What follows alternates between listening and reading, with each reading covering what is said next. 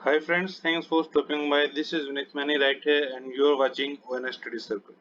आज की इस वीडियो में हम बात करने वाले हैं how to improve communication skills for job. अब देखिए जो लाइन है कम्युनिकेशन स्किल्स फॉर जॉब, ये हर जगह देखने को मिलती है जब भी एक कैंडिडेट जॉब के लिए सर्च करता है। किसी भी तरीके की जॉब हो, चाहे वो अकाउंट्स की जॉब हो, चाहे वो सेल्स की जॉब हो, यहाँ तक कि डाटा एंट्री की जॉब्स में भी ये लिखा जाने लगा है कम्युनिकेशन स्किल्स चाहिए। काफी ज्यादा कैंडिडेट जो है वरी करता है इस लाइन को लेके। बात करते हैं जॉब के लिए इसको किस तरह इंप्रूव किया जाए। तो आइए फ्रेंड्स इसी के साथ चलते हैं वीडियो में आगे। देखिए सबसे पहला जो पॉइंट है वो है deal with fear. Fear of client calls and mails. जो सबसे बड़ा फियर होता है वो यही होता है कि कैंडिडेट को पता होता है कि मुझे क्लाइंट से बात करनी है। क्लाइंट यहाँ पे है जिसके लिए कंपनी काम कर रही है, जिसका काम कंपनी स्पेसिफिकली कर रही है। एक कंपनी के पास काफी सारे क्लाइंट्स हो सकते हैं या होते हैं हम कह सकते हैं। क्लाइंट कॉल्स एंड मेल्स क्या होता है जब एक कैंडिडेट काम करता है क्लाइंट का, तो क्लाइंट को अपडेट्स भी देने पड़ते हैं कि इतना काम हो गया है और इतना काम अभी बचा है, उसको करा जाने वाला है, या आगे के फ्यूचर प्रोसीजर्स प्लान्स क्या होने वाले हैं। मेल्स भी कुछ इस तरीके से होते हैं कि जो क्लाइंट कॉल्स होती हैं वो तो कॉल्स पे हो जाती हैं, लेकिन जो कुछ चीजें इस तरह की होती हैं कि वो दिन में बार बार की जाने वाली हैं, उसमें यहाँ पे मेल्स का काम आता है। अभी दोनों को कम्युनिकेशन में किस तरह से इम्प्लीमेंट करना है, यहाँ पे जो ज्यादा रोल आता है वो कि ये आता है कि कैंडिडेट जो है चीजों को अडॉप्ट कैसे कर रहा है, ना कि कम्युनिकेशन स्किल्स का यहाँ पे रोल है। अगर हम ध्यान से इस चीज को देखें तो क्या होता है कि जो क्लाइंट कॉल्स होती हैं और जो क्लाइंट मेल्स होती हैं दोनों ही एक सेट फॉर्मेट में होती है।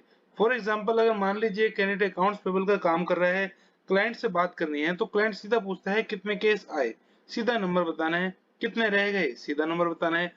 तो इस तरीके से एक सेट फॉर्मेट होता है। मेल्स का भी ऐसे ही है, मान लीजिए रिपोर्टिंग बनती है, दिन में 3 बार बनती है, किस तरीके से उसको भेजना है वो एक सेट फॉर्मेट होता है। आपने क्या करना है, जो एक कैंडिडेट है उसने क्या करना है, सिर्फ उसमें डिजिट्स को बदलना होता है। ज्यादातर यही होता है। और जो पूरे प्रॉपर मेल्स हैंडल किए जाते हैं वो होते हैं हायर मैनेजमेंट के पास। तो उसमें अगर कोई फ्रेश है तो उसको वरी करने की बात नहीं है। तो इससे डरना बिल्कुल नहीं है कि क्लाइंट की कॉल्स होंगी या मेल्स होंगी। ये बिल्कुल ऐसा ही है कि क्लाइंट आपसे पूछता है कितने केस आए हैं, आपको बताना है कितने आए हैं, इसमें कोई डरने की बात नहीं है।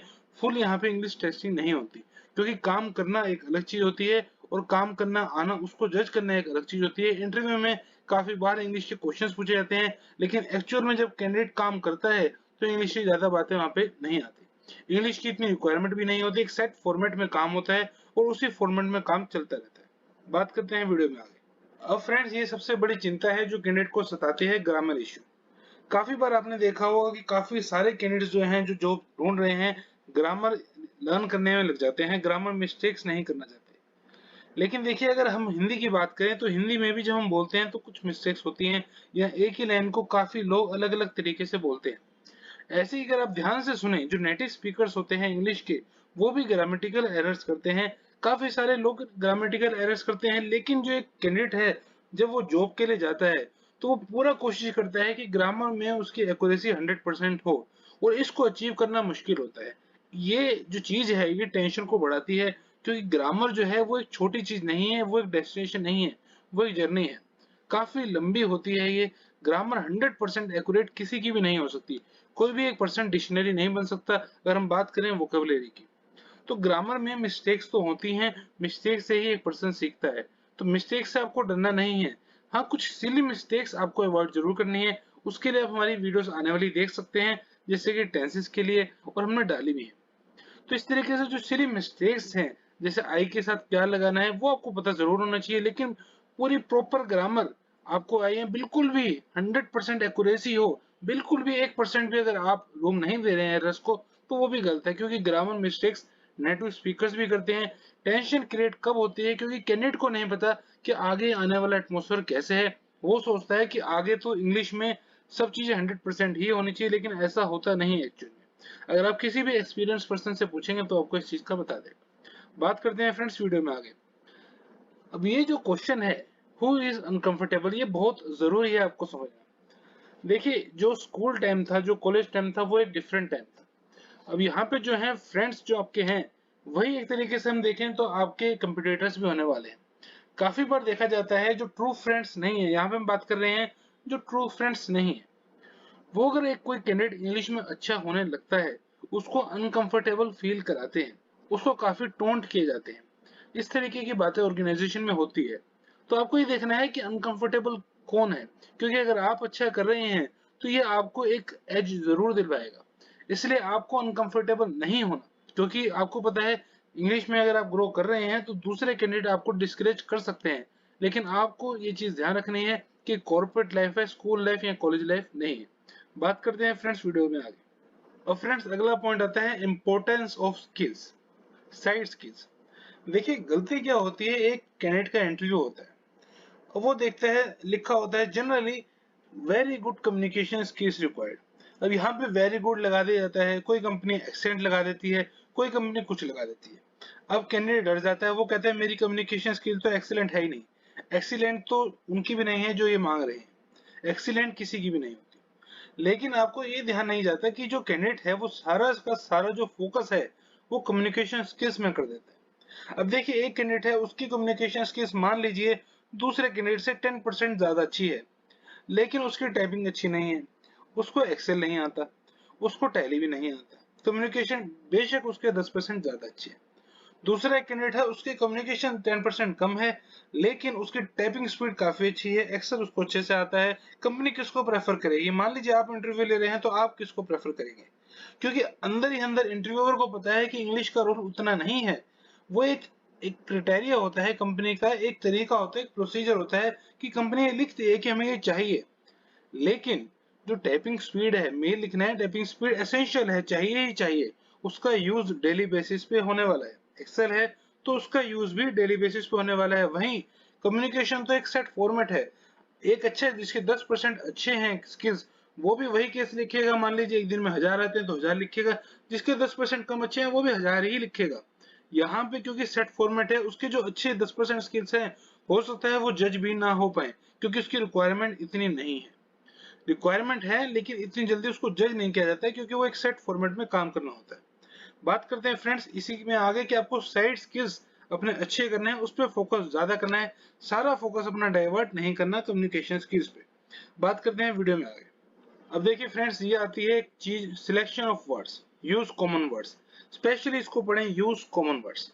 काफी बार क्या होता है, कुछ कैंडिडेट ये दिखाने के लिए कि उनकी इंग्लिश में कमांड अच्छी है, 15-20 टफ वर्ड्स को याद कर लेते हैं। अब याद करने के बाद वो उसको रिपीटेटिवली बोलते हैं। कोई भी लाइन आती है, एक ऐसा टफ वर्ड बोलते हैं जो सामने वाले को पता ना हो। उसमें वो दिखाते हैं कि मेरी इंग्लिश कम्युनिकेशन अच्छी है, लेकिन सामने वाले को भी पता है कि कॉमन वर्ड नहीं है, ये डे टू डे लाइफ में यूज नहीं होता। ये आप जानबूझकर यूज कर रहे हैं ताकि आपकी कम्युनिकेशन अच्छे लगे। लेकिन देखिए यहाँ पे जो है फोकस डाइवर्ट हो गया कम्युनिकेशन स्किल से लेके इंग्लिश लैंग्वेज पे। अब एक कैंडिडेट ये दिखा रहा है कि उसको ये वर्ड का मतलब पता है, वो ये नहीं दिखा रहा है उसके कम्युनिकेशन अच्छे हैं। क्योंकि कम्युनिकेशन अगर होते तो कम्युनिकेशन का मतलब ये है कि वो कैंडिडेट दूसरे से अच्छे से बात कर सकता है, जो उसके थॉट्स हैं उसको वो शेयर कर सकता है। इसका मतलब होता है कम्युनिकेशन। तो आपने ये गलती नहीं करनी, कॉमन वर्ड्स का यूज करना है जो सामने वाले को पता हो। अगर आपको लगता है सामने वाले के लिए वर्ड थोड़ा सा टफ है तो इजी वर्ड का यूज करें, ताकि सामने वाला आपसे अच्छे से कम्युनिकेट कर पाए। अगर आप ऐसे वर्ड यूज करते हैं जो सामने वाले को पता ही नहीं, तो धीरे धीरे डिस्टेंस बनाने लग जाएंगे आपसे और आपसे कम्युनिकेट नहीं करेंगे। ये एक बिल्कुल सच बात है। बात करते हैं फ्रेंड्स वीडियो में आगे। वीडियो अच्छी लग रही है तो इस वीडियो को लाइक और शेयर जरूर करें और हमारे चैनल ओएनएस स्टडी सर्कल को सब्सक्राइब करना ना भूलें। अब देखिए फ्रेंड्स अगला है too much of perfection is dangerous, learn language like a language. अब देखिए जब बात आती है इंग्लिश की, तो एक कैंडिडेट जो है काफी ज्यादा टेंस होता है, ये तो बात ठीक है। टेंशन तो होती है, एक नेचुरल है। लेकिन मुश्किल कब आती है, जब कैंडिडेट को पता चलता है, वो कोई चीज देखता है कि इंग्लिश को लर्न कैसे करें। वो देखता है इंग्लिश में ज्यादातर आते हैं टेंस, प्रेपोजिशन, इस तरह की चीजें। अब वो सोचता है टेंस में याद कर रहा हूँ। अब टेंस में वो याद करता रहता है 6 महीने हो गए, 1 साल हो गया, अभी वो टेंस याद कर रहा है। बाकी चीजें वो कब याद करेगा? इसीलिए पॉइंट लिखा गया है learn language like a language. जब हमने हिंदी याद करी थी तो हमने ऐसे नहीं करा था कि एक सेट ऑफ ग्रामर में एक चीज को याद किया जाए। सब चीजें इसमें साथ साथ चलती हैं। आपने जो आप एटमोसफेयर में रह रहे हैं उसी में इंग्लिश बोलनी है, तो क्यों ना आप उस एटमोसफेयर में जो चीजें हो रही हैं उसके बेस पे इंग्लिश याद करें। बहुत सारी चीजें अवेलेबल हैं, गूगल है, यूट्यूब है, सीखने के लिए अपॉर्चुनिटी लिमिटलेस है।